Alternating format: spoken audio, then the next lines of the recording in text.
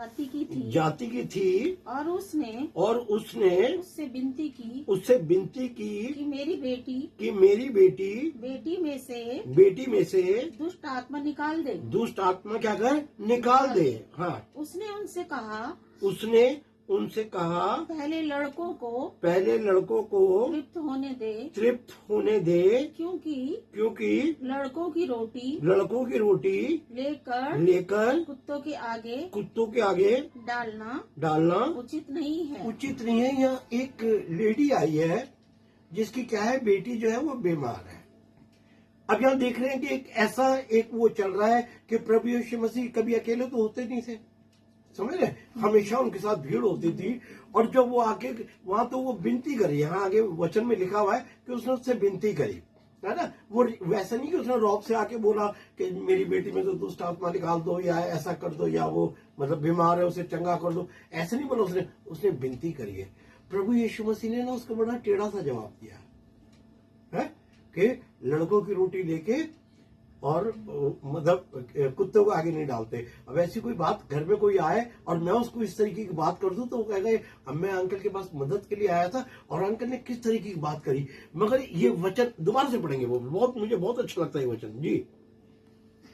ये यूनानी और सुरूफिनिकी जाति की थी। ये इजरायली नहीं थी, ये अन्य जाति में से थी। ये इजरायली नहीं थी, मगर इसका विश्वास पक्का था जी। और उसने विनती की मेरी बेटी में से दुष्ट आत्मा निकाल दे। उसने उनसे कहा पहले लड़कों को तृप्त होने दे क्योंकि लड़कों की रोटी लेकर कुत्तों के आगे डालना उचित नहीं है। आगे उसने उसको उत्तर दिया कि सच है प्रभु तो भी कुत्तों भी तो मेज के नीचे बालकों की रोटी का चूर चार खा लेते हैं। उसने प्रभु यीशु मसीह ने उसे बहुत एक अजीब सा जवाब दिया है।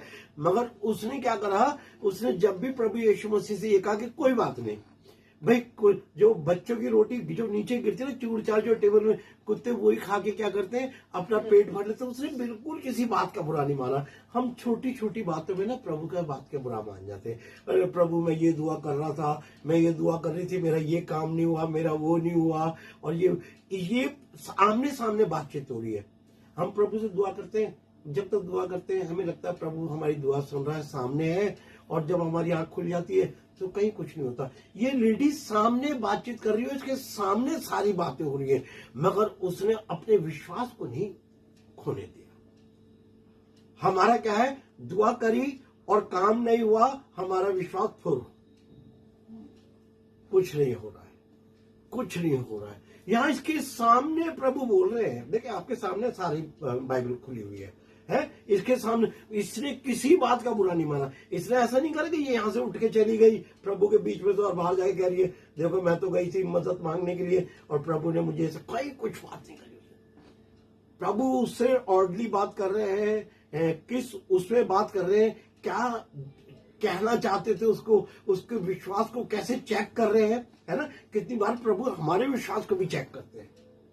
देखो आज नहीं करूंगा, काम तो कर दूंगा इसका, मैं आज नहीं करूंगा कल कर दूंगा, कल नहीं करूंगा महीने बाद कर दूंगा, मगर मैं देख रहा हूं कि इसका विश्वास कितना है। हालेलुया। ये प्रभु का एक चेक करने वाला मीटर है। हमें कभी भी विश्वास का मैंने आपको बताया ना, क्योंकि ये विश्वास हमारे उससे नहीं है।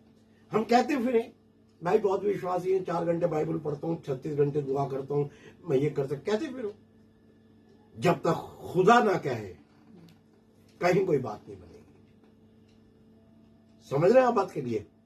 इसलिए बड़ा जरूरी है कि खुदा के कलाम को थामे रहना, अपने विश्वास को थामे रहना। खुदावन प्रभु यीशु मसीह मैं तुझ पे विश्वास करता हूं, मैं तुझ पे विश्वास करती हूं। काम लेट हो रहा है, कोई बात। जब आप उस प्रभु यीशु मसीह के विश्वासियों पे नजर डालेंगे तो आपको अपना विश्वास इतना सा भी नहीं दिखाई देगा, आपका इंतजार इतना सा भी नहीं दिखाई देगा। और खुदा ने अपने खास लोगों के साथ ऐसी देरी करी है, हमारा विश्वास बहुत जल्दी चला जाता है। हम पल भर में खुदा से भी और मनुष्य से भी नाराज हो जाते हैं। और खुदा का कलाम कह रहा है, मुझसे जुदा होकर तुम कुछ नहीं कर सकते। शायद आप मुझसे अलग होकर तो सब कुछ कर लोगे, मगर खुदा से अलग होकर आप और मैं कुछ नहीं कर सकते। हालेलुया। हाँ, आगे वो बोल।